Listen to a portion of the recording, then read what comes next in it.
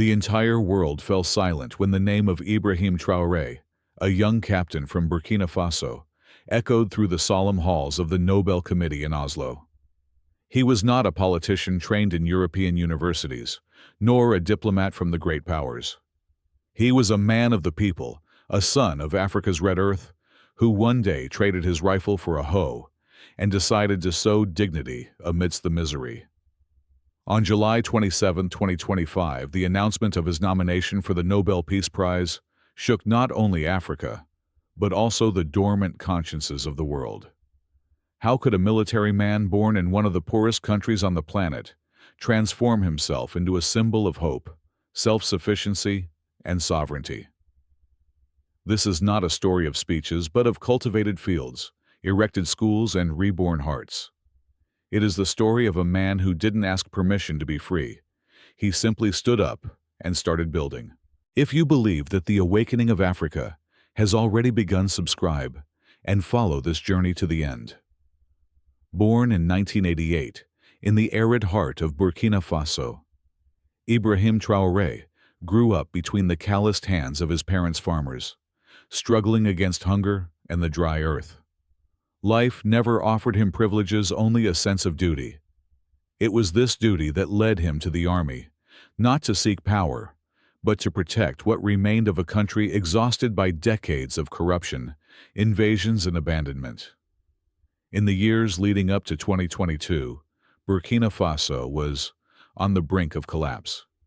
Insecurity was rising, villages were being destroyed by extremist groups, and multinational corporations controlled the most fertile lands, while the people went hungry. Hope seemed to be slowly dying. It was then that Traoré, a captain of just 34, decided to act. On September 29, 2022, he led a bloodless coup, a silent revolution. No shots fired, no chaos.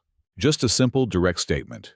We did not come to govern, we came to rebuild. The young military man transformed that day into a symbol of resistance and courage. Instead of promises, he offered work. Instead of speeches, he offered results.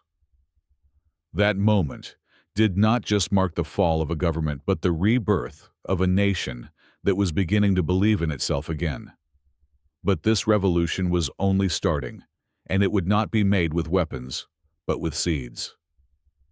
Upon taking power, Ibrahim Traoré surprised the world by not wearing the cloak of the dictator, but that of the worker. His first act was to offer forgiveness, not to the powerful, but to the forgotten. More than 12,000 ex-combatants, men and women who once brandished weapons out of desperation, were reintegrated into society through a daring project, Farmers of Peace. Under the scorching sun of Burkina Faso, former soldiers exchanged their uniforms for hoes. The hands that once destroyed, now sowed. They received training tools and small plots of fertile land. The government supplied seeds, and the result was immediate. In less than a year, entire regions previously devastated by fear blossomed again. Villages began to sing again. Children returned to schools, and the fields started producing food in abundance. Traoré believed that the true victory is not won on the battlefield, but at the dinner table where a mother can feed her child without fear of tomorrow. Under his leadership, terrorist attacks fell by more than 70%, and the country witnessed a rare African miracle peace, born of labor. These men are not enemies, he would say. They are lost brothers we need to bring back into the light. This philosophy transformed not only the economy, but the soul of a nation. But Ibrahim Traoré's vision went far beyond the villages and fields. It aimed at the heart of the African land itself. The earth is not for sale. The economic sovereignty of Burkina Faso. After returning hope to the villages, Ibrahim Traoré turned to Burkina Faso's deepest challenge: economic dependence and foreign control over its lands. For decades, international corporations had dominated the country's fertile plains, exporting profits and leaving the people in misery. Traoré made a historic decision. He nationalized 3.8 million hectares of agricultural land, one of the boldest measures since Thomas Sankara. In his pronouncement, he stated firmly, "The land is not for sale. It belongs to those who work it, to those who love it and live from it." The impact was immediate. Thousands of farmers received property titles, seeds, and agricultural implements. The production of corn, sorghum, and millet increased significantly. Local markets were once again full of products cultivated by Burkinabe hands. For the first time in decades, families who once begged for international aid could sustain themselves with the fruit of their own soil. In the streets of Ouagadougou, cries of pride were heard, "We are the owners of our land." The rural economy flourished, and the country began to reduce its dependence on imports and aid loaded with conditions. This reform was not just economic, it was spiritual. The people rediscovered the value of the earth and the dignity of labor. Burkina Faso, once seen as a symbol of poverty, was becoming an example of sovereignty for all of Africa. But Ibrahim Traoré's dream transcended the borders of his country. He wanted to heal the desert and unite the continent under the same ideal life, green and hope. With the land back in the hands of the people, Ibrahim Traoré turned to another silent enemy, the advancing desert. Dunes were swallowing entire villages, dust was suffocating the fields, and hunger threatened to return. Faced with this scenario, he announced one of the most ambitious initiatives in African history, the Sahel Life Alliance, a pact between Burkina Faso, Mali, and Niger to plant 800 million trees in a decade. The mission was simple and grand: to transform sand into life. Traoré did not see ecology as a trend, but as a matter of survival. "A country without green land is a country without a future," he declared in his speech. Results began to emerge quickly. From Bamako to Ouagadougou, the Sahel gained new colors. Women, who once walked miles searching for firewood, now cultivated small community groves. Unemployed youth became guardians of the forests. The dust gave way to the song of birds and the laughter of children. The Sahel Life Alliance was not just an environmental project. It was a spiritual rebirth. For the first time, three nations previously divided by colonial borders united around a common cause. The desert, a symbol of death, was becoming the fertile ground of hope. But what began as an ecological dream would soon transform into a global political landmark, because this time, even the Vatican decided to speak. On July 1st, 2025, something unprecedented occurred. From the heart of the Vatican, Pope Leo XIV raised his voice before thousands of faithful and said, "When I pray for peace, I see the face of a young soldier from Burkina Faso." He does not speak of faith. He lives it with every gesture in favor of his people. The pronouncement crossed borders like a moral thunder. Never before had a pontiff publicly recognized an African leader born of a coup d'etat. Ibrahim Traoré became, in the eyes of the world, more than a president, a sign of spiritual and social renewal. In Paris, the reaction was tense silence. The ancient metropolis saw the last pillar of its cultural dominance over Africa crumble. In Washington, diplomats questioned whether they were facing a new African doctrine based on sovereignty and labor. Brazil applauded with emotion. Traoré represents the faith that moves mountains, not just churches, but entire nations. Moscow was direct. He builds dignity where others left ruins. While governments hesitated, the people celebrated. In the streets of Burkina Faso, crowds lit candles and prayed in gratitude. Young people projected the phrase that ran like fire onto the walls of Bamako and Niamey: "One Sahel, one faith." Africa stopped being an observer to become a protagonist. And the world, stunned, began to realize the African Renaissance would not come from the summits of power, but from the courage of those who never gave up hope. In the months following his Nobel Peace Prize nomination, Ibrahim Traoré transformed into the mirror where the West saw its own paradoxes. Burkina Faso, previously ignored, now openly challenged the rules imposed by the financial powers. The young president refused new IMF loans, suspended contracts with foreign mining companies, and announced a development model based on local production and the fair redistribution of wealth. In Washington, analysts called this a dangerous experiment. In Paris, they classified it as African populism. But the numbers spoke louder than the speeches. Inflation plummeted, agricultural production grew by 45%, and terrorist attacks fell to historical lows.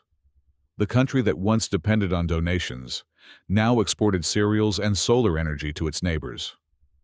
European newspapers accustomed to narrating African tragedies began to write reluctantly, "Burkina Faso rises without help." For Western strategists, this was uncomfortable.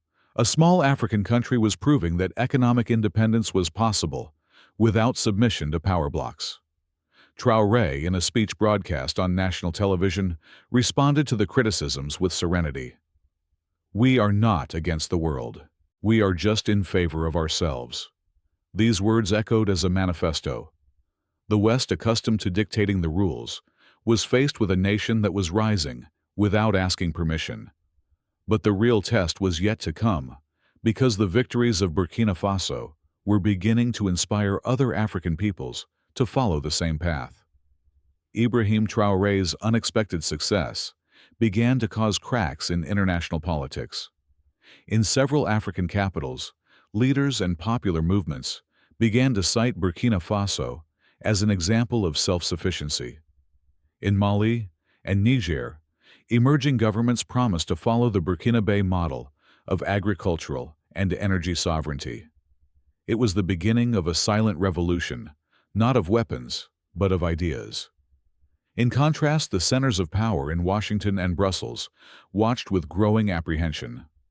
For them, what was at stake was not just a leader, but the geopolitical balance. If a small African country could rebuild itself without depending on the West, what would prevent others from doing the same? Traoré's response was simple and disarming. Peace is not born of fear, but of dignity. And dignity is not bought with loans. The international press, divided, began to recognize the inevitable. Le Monde called him the face of a new Africa.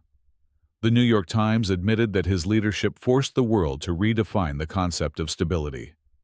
Even financial organizations previously hostile quietly began to reopen diplomatic channels with Burkina Faso. Meanwhile, in the African streets, Traoré's name became a hymn. University students in Accra, youth in Kinshasa, farmers in Darfur, all repeated the same phrase. If Burkina Faso succeeded, we can too. The continent was awakening. The old political map drawn by foreign powers began to fade, replaced by a new vision of independence and faith in its own people. But the world had not yet seen everything. An unexpected event was about to transform Traoré from a national leader into a universal symbol. On July 27, 2025, the main hall of the Nobel Committee in Oslo plunged into absolute silence. Among names of leaders and diplomats from around the world, one that seemed improbable echoed Ibrahim Traoré, the young president of Burkina Faso. For an instant, history stopped. There were no grandiose speeches or rehearsed gestures. Just the memory of a man who traded the uniform for the hoe, fear for faith, and transformed his people's pain into collective strength. When the announcement ended, the streets of Ouagadougou exploded in tears and songs. Thousands of people went out with candles, dancing and praying under the same sky that had previously been a stage for misery. Between the sound of the drums and the echo of voices, a unanimous cry was heard. We did not ask. We conquered. The continent finally understood that a new time had begun. The day after the announcement, Ibrahim Traoré, alongside the presidents of Mali and Niger, took the stage before thousands in Ouagadougou. Amidst applause and tears, they declared the creation of the Joint Civil Command of the Sahel, an unprecedented alliance to guarantee food security rural reconstruction, and medical cooperation among the desert nations. The decision symbolized more than politics. It was a declaration of independence. For the first time in decades, Africa did not wait for instructions or aid. It created its own destiny. The event was broadcast live across the continent. In Accra, children clapped. In Luanda, war veterans cried. And in Dakar, the churches rang their bells. The message was clear: the future ceased to be imported. It began to be planted with African hands. The world watched, perplexed, the rebirth of a civilization that had decided never to bow again. Today, Burkina Faso is not just a name on the map. It is a symbol, the pulsating heart of an Africa that has decided to rise, work, and believe again. Under the leadership of Ibrahim Traoré, barren fields have turned green. Schools have been erected where there were once ruins, and children born under the sound of guns now grow up under the sound of songs. Traoré never presented himself as a savior. He always said, "I am just a son of the earth." But that is exactly what makes him extraordinary, because he proved that love for the homeland can be more powerful than any army, and that true peace is born when a people regains their dignity. Freedom is not asked for, it is conquered. Where his words and their echo crosses borders. If the spirit of Ibrahim Traoré touches your heart, share this story. Subscribe to the channel and continue with us on this journey for an Africa that no longer bows down. May God bless Burkina Faso and all peoples who believe in hope.